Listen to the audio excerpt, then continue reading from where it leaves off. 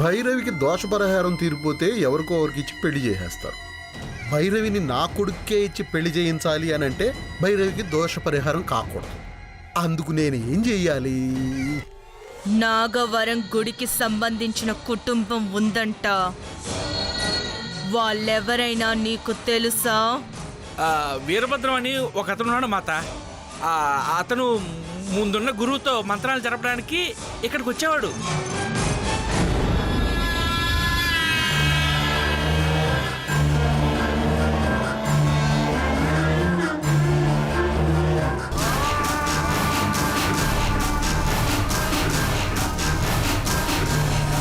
వీరభద్రం, వీరభద్రం, వీరభద్రం.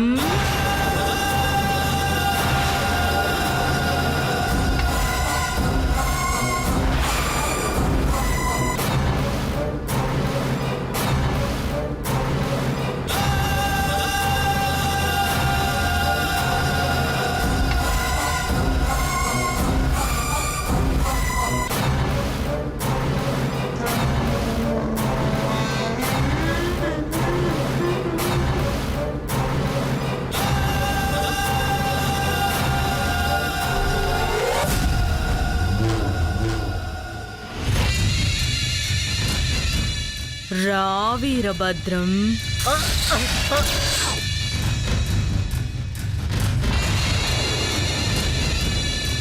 నేను ఇక్కడికి ఎలా వచ్చాను?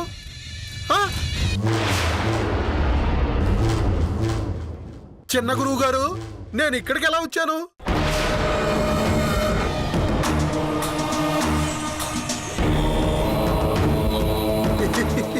చిన్న గురువు గారు, ఈ పిల్ల ఎవరు?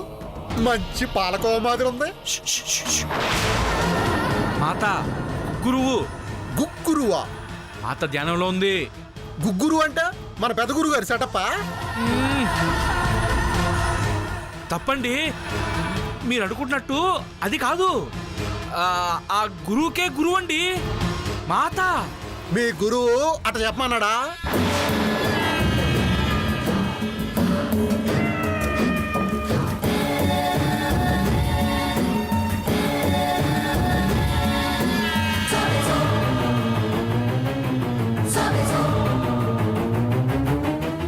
నేనెవరో తెలుసుకోవాలనుందా? మళ్ళీ తెలుసుకునేదే ఉందిలే. పిల్ల మంచి రసగుల్లా మాదిరి ఉంది. పిచ్చి మాటలు ఆపి ఒక్కసారి నా నిజ స్వరూపం చూడరా. చూస్తున్నాగా, చూస్తూనే ఉన్నా.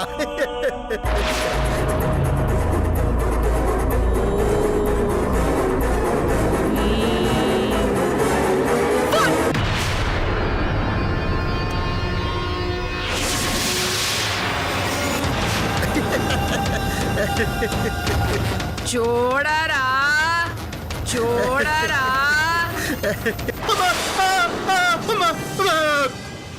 చూసేవా?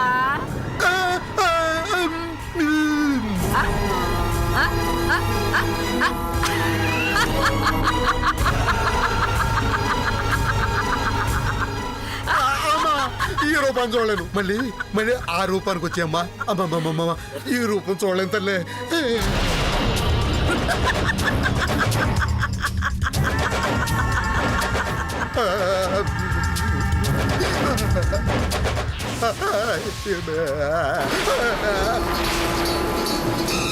ఏం వీరభద్రం, నా పేరు నీకెలా తెలుసు తల్లి? నీ పేరు తెలుసు, నువ్వు ఎవరో తెలుసు, నీ కోరికేంటో కూడా తెలుసు. ఇప్పుడు నీకున్న సమస్య ఏంటో కూడా నాకు తెలుసు. నీ మేనకోడలు భైరవికి దోష పరిహారం కాకూడదనేగా నీ కోరిక? అవునా? అవునమ్మా.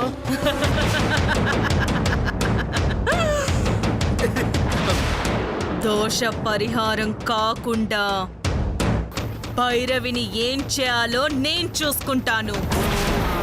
నువ్వు నిశ్చింతగా ఉండు. అలాగేనమ్మా. నువ్వు అభయం ఇచ్చినందుకు చాలా సంతోషం తల్లి. కానీ ఇంతకు ముందు ఇదే స్థానంలో ఉన్న గురువుగారు వాడికున్న శక్తుల్ని కాపాడుకోలేక నిస్సహాయుడిలా మారిపోయాడు. అయినా వాడి గురించి నీకెందుకో? నాకొద్దమ్మా, నాకొద్దు. ఊరికే అడిగానమ్మా.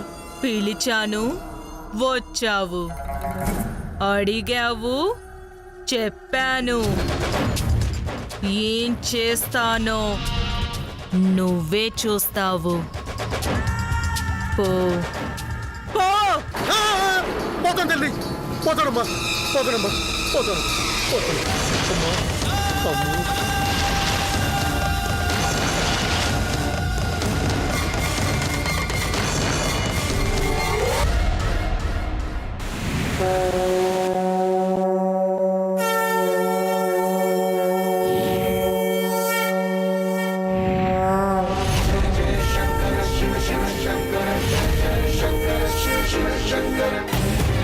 ఓం మహాదేవ శంభో శంకర.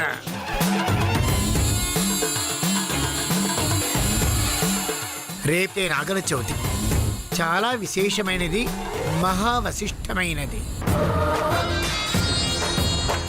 ఎందుకంటే నీకు నాకు తప్ప నిన్ను పూజించే భక్తులకి కూడా ఎవ్వరికి తెలియదు కదా శివయ్య. రేపు బుధవారం. బుధవారం అంటే బుధుడు. బుధుడుకు అధిపతి శ్రీ మహావిష్ణువు. ఆ విష్ణు శయనించేది ఆదిశేషుడి మీద.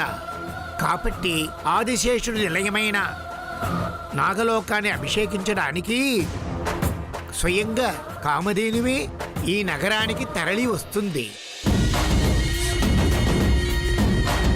అక్షర అభిషేకాన్ని దర్శించి ధరించేదెవరో నాకు తెలుసు శివయ్య. ఓం నమ శివాయ, ఓం నమ శివాయ. శంభో శంకర. హర హర మహాదేవ. శంభో శంకర.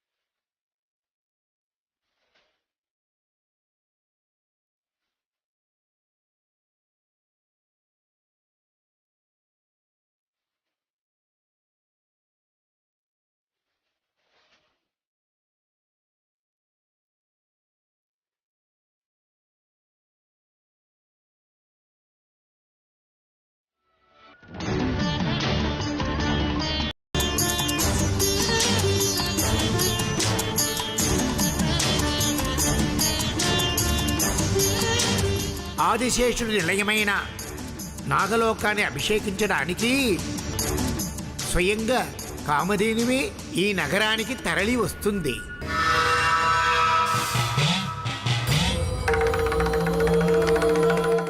దేవి, నీ మౌనం సందేహానికి సంకేతంలా కనిపిస్తుంది దేవి.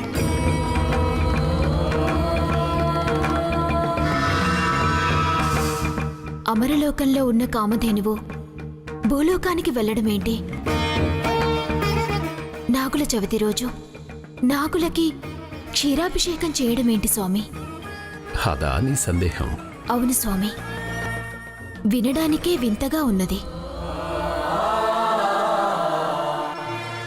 వాస్తవాలు గమనిస్తే వింతల్లో ఉన్న విశేషాలు అర్థమవుతాయి. ఆనాడు జరిగిన సాగర మథనంలో ఆ కామధేనువు వాసుకి చేత సృష్టించబడింది. తన సృష్టికి మూల కారణమైన సర్పజాతిని నాగుల చవితి రోజున అభిషేకించాలనుకోవడం తప్పేంటి? కామధేనువు ఆ విధంగా నాగజాతిని స్మరించుకోవడం కృతజ్ఞత అవుతుంది తప్ప కృత్రిమం కానేరదు. నిజమే స్వామి. సృష్టి మూలాన్ని పూజించటం ధన్యతే అవుతుంది.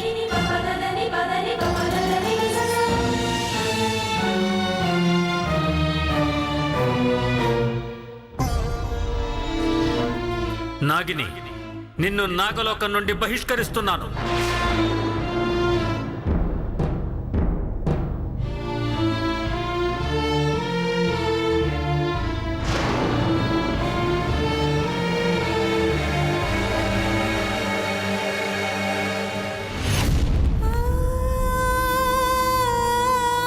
మంజరి,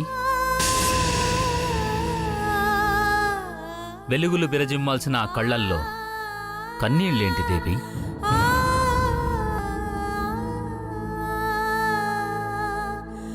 తెల్లవారితే నాగుల చవితి. మన నాగజాతి అందరితో పూజలందుకునే అత్యంత ప్రశస్తమైన పండగ.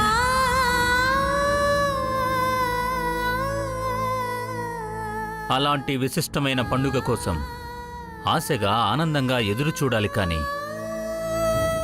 నిరాశగా ఉన్నావేం? ఆనందం అనేది మనవాళ్ళు అనుకునే వాళ్లతో పంచుకుంటేనే పెరుగుతుంది. పంచుకోవటానికి మన బిడ్డ మన దగ్గర లేదు కదండి. కన్న బిడ్డ దూరమైతే ఆ తల్లి మనసు ఎంత తల్లడిల్లిపోతుందో మీకు తెలీదా?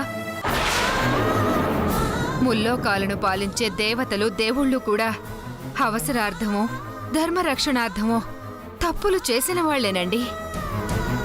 వాళ్లకి లేని శిక్షలు నా కూతురు ఎందుకు అనుభవించాలి? చేసిన తప్పుల్ని సరిదిద్దడానికి, క్షమించడానికి మన్నింపు అనే ఒక మాట ఉంటుంది. నా కూతురు అలాంటి అదృష్టానికి నోచుకోకుండా చిన్న తప్పిదానికే ఈ నాగలోకం నుండి బహిష్కరించారు.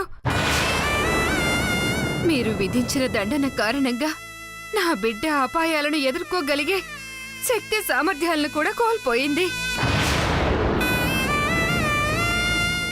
నువ్వు చేసిన తప్పుని నీకు నువ్వు సరిదిద్దుకునే వరకు నువ్వు నాగినిగా మారగలగడం తప్ప మన నాగజాతికుండే శక్తులేవి నీకుండవు.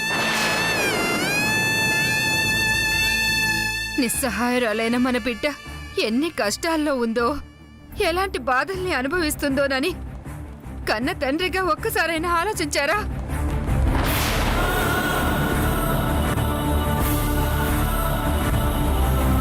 అతి సామాన్యులు, అష్టదరిద్రులు కూడా పండగ రోజు వాళ్ళ కుటుంబంతో, బంధువులతో, ఆత్మీయులతో ఆనందంగా గడుపుతారు. నేను ఈ నాగలోకానికి పట్టప్రాణినయ్యుండి కూడా కన్న బిడ్డను పండక్కి ఆహ్వానించలేని అసక్తురాలిగా మిగిలిపోయాను. నా దౌర్భాగ్యానికి బాధపట్టం తప్ప ఆనందంగా ఎలా ఉండగలనండి?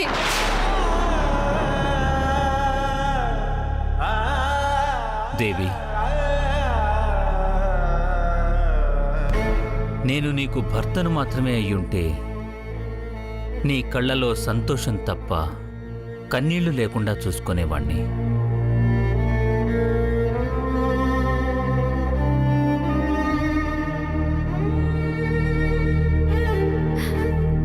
మన బిడ్డకు తండ్రిని మాత్రమే అయ్యుంటే కన్న బిడ్డ క్షేమం కోసం ఎలాంటి త్యాగాన్నైనా చేసుండేవాణ్ణి. కానీ నేను భర్తగా, తండ్రిగా కన్నా ఎక్కువ బాధ్యతల్ని మోయాల్సిన నాగలోక అధిపతిగా ఉన్నాను. రాజస్థానంలో ఉన్నవాడు ధర్మరక్షణకు కట్టుబడి ఉండాలి.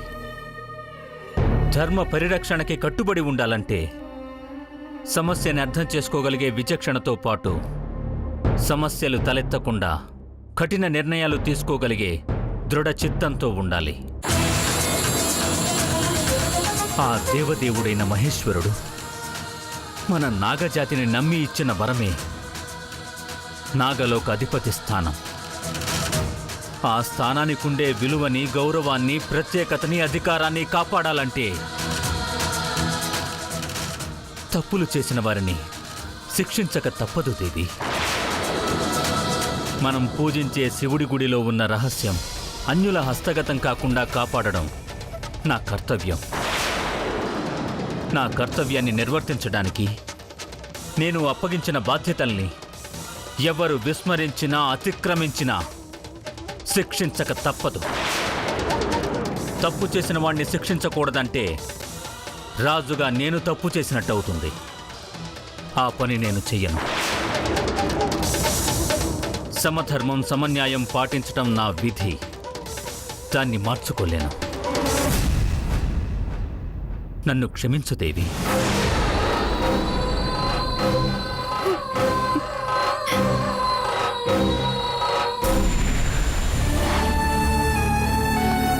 వీళ్ళు ఎంతసేపటికి రెడీ అవ్వరేంటి బావా? అత్తయ్య, అత్తయ్య, మేము ఎప్పుడో తెల్లారనగా రెడీ అయ్యాం. మీరు ఇంకా సర్దుకుంటానే ఉన్నారు. టైం అయిపోతుంది, తొందరగా పదండి. మనం పుట్ట దగ్గరికి వెళ్లేదే భైరవి కోసం. అది రాకుండా ఎలా వెళ్తాం?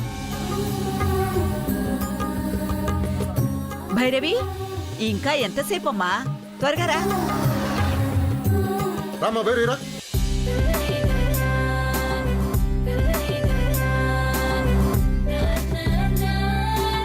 పదమ్మా. రండి బావా.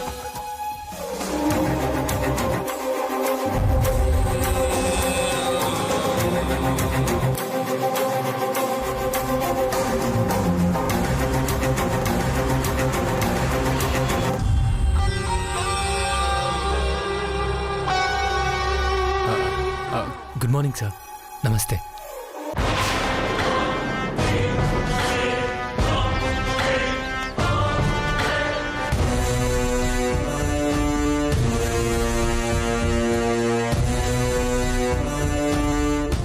ఏంటి బాబు, ఏమన్నా మాట్లాడాలా?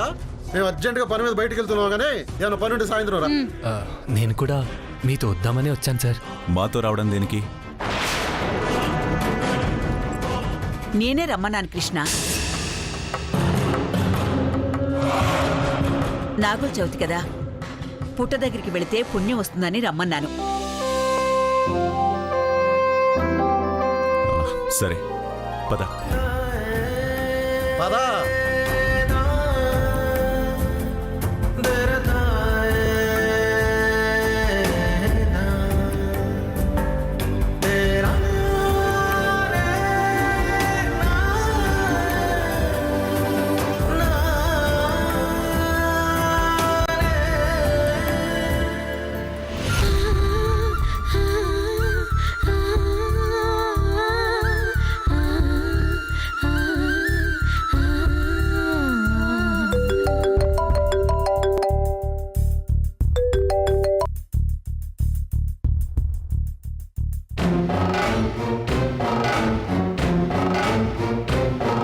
అమ్మా, పూజ మొదలు పెట్టండి.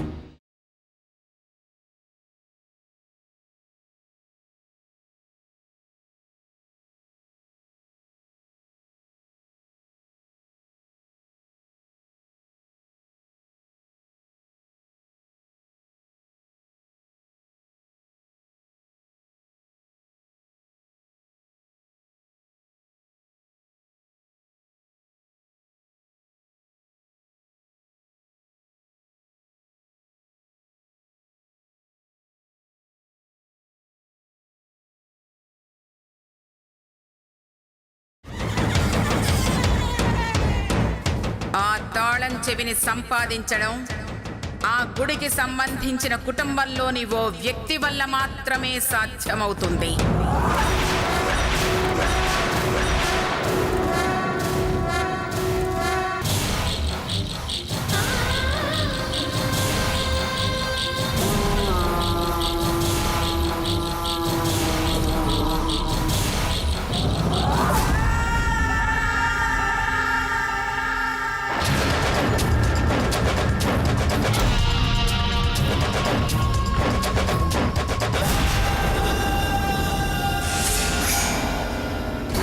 నేను గుడిలోకి ప్రవేశించడానికి సహకరించే సాధనం నీ దగ్గరుంది.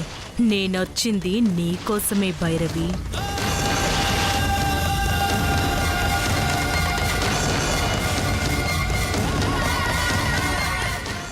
ఈ తల్లి భైరవి కోసం వచ్చినట్టుంది. ఇప్పుడు ఏం చేస్తుందో.